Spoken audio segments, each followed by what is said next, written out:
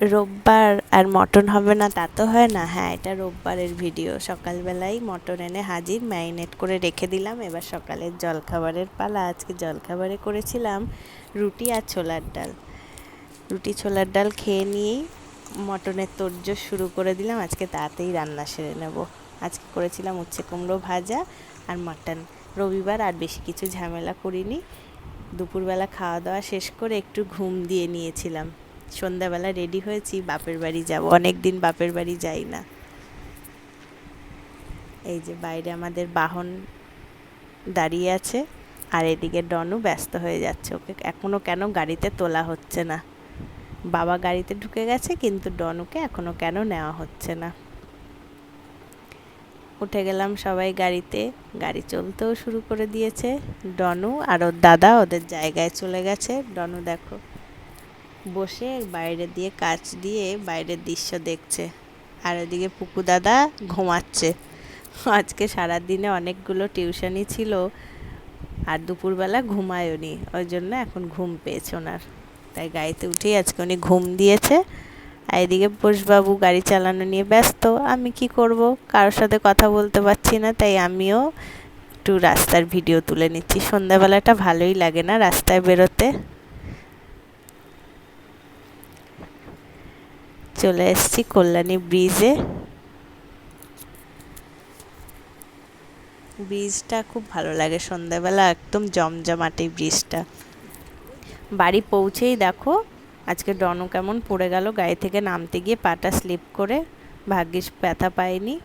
এসেই উনি খাটের নিচে ঢুকে পড়েছে। দিদু বাড়িতে আসলেই এটা ওর প্রিয় জায়গা। দিদু বাড়ি বলে না, ও যে কোনো বাড়িতে গেলে যেই বাড়িতেই খাটের নিচ পাবে সেই জায়গাটাই হচ্ছে ওর প্রিয় জায়গা। খাটের নিচটা ঠান্ডা, এসেই ঠান্ডা ঠান্ডা শুয়ে পড়ে। খাওয়া দাওয়া গল্প আড্ডা শেষ করে বাবা মায়ের সাথে দেখা করে বেরিয়েও পড়েছি বাড়ির উদ্দেশ্যে। এই সময়টা একটুও ভালো লাগে না জানো তো, কিন্তু কি করব, বাড়ি তো আসতেই হবে। কল্যাণী ব্রিজের নতুন ব্রিজের কাজ এখনো চলছে, কবে যে শেষ হবে জানি না, কিন্তু ভালোই লাগে এই সময়টা, সন্ধ্যাবেলাটা। আর ব্রিজের ওপরটা জমজমাট, আর সব লোকজন, চারিদিকে আলো, দেখতে খুব ভালো লাগে।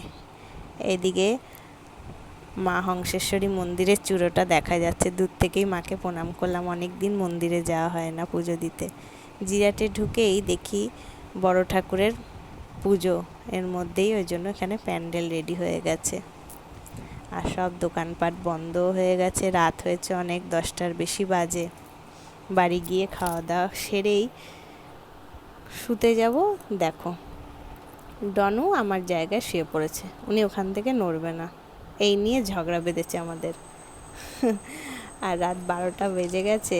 আজকে বোসবাবুর জন্মদিন, 15 তারিখ, মানে সোমবার। কেকটা আগে থেকেই আনিয়ে রেখেছিলাম। কেকটা এখন রেডি করছি, আর সাথে গিফটটাও রেডি করেছি। নিয়ে যাব এবার বোসবাবুর কাছে। ও এখনও ঘুমাচ্ছে, টের পায়নি আমি যে উঠে চলে এসেছি পাশ দিয়ে, জানেই না।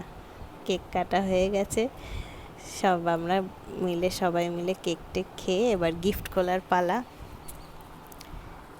গিফটটা যখন অর্ডার করেছিলাম সেই তখনই দেখেছি, এছাড়া আসার পরে আমি আর খুলে দেখিনি পার্সেলটা কেমন এসছে, ঠিকঠাক হয়েছে কিনা, সাইজ ঠিক মতো হয়েছে নাকি।